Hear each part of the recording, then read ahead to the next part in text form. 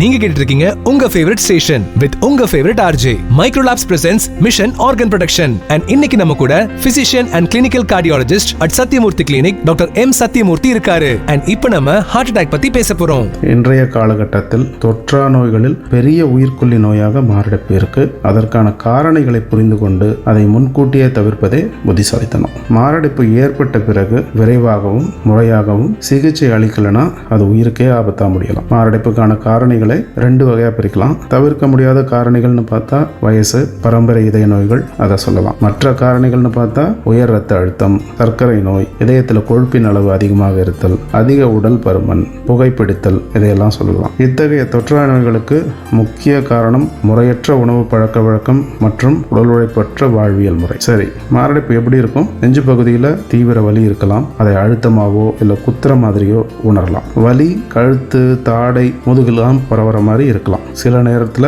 வயிறு எரிச்சல், நெஞ்சு எரிச்சல் போன்ற அறிகுறிகளும் இருக்கலாம். காரணமே இல்லாமல் அதிகமாக வேர்க்கலாம். சில டைம்ல மூச்சு திணறல், படபடப்பு, வாந்தி, மயக்கம், இது மாதிரியான அறிகுறிகளும் இருக்கலாம். இந்த அறிகுறிகள் இருந்தால் உடனடியாக நம்ம அருகில் இருக்கும் மருத்துவரை அணுகி குறைந்தபட்சம் ஒரு இசிஜி எடுத்து பார்க்கணும். தேவைப்பட்டால் இரத்த பரிசோதனைகள் மற்றும் எக்கோ எடுத்து இது மாரடைப்பா இல்லை வேற ஏதாவது கோளாறா என்பதை தெளிவுபடுத்திக்கணும். மாரடைப்பா இருந்தால் காலம் தாழ்த்தாம உடனடி முதலுதவி மற்றும் உயர் சிகிச்சை மிகவும் அவசியம். முறையான இயற்கையான உணவு பழக்க வழக்கம், பதப்படுத்தப்பட்ட உணவுகள் எல்லாம் தவிர்க்கிறது, அதிக கொழுப்பு, அதிக மாவுச்சத்து உள்ள உணவுகள் எல்லாம் தவிர்க்கிறது, உடல் உழைப்புக்கு ஏற்ற உணவு, உணவுக்கு ஏற்ற உடல் உழைப்பு, இது ரொம்ப அவசியம். உயர் ரத்த அழுத்தம், சர்க்கரை நோய் மற்றும் அதிக கொழுப்புத்தன்மை இருந்தால் அதற்கான மருந்துகளை சரியா எடுத்து அதை கட்டுப்பாட்டுக்குள்ள வச்சிருந்தா கண்டிப்பாக மாரடைப்பு ஏற்படுவதற்கான வாய்ப்புகள் குறையும். This information is provided in public interest by Microlabs Limited.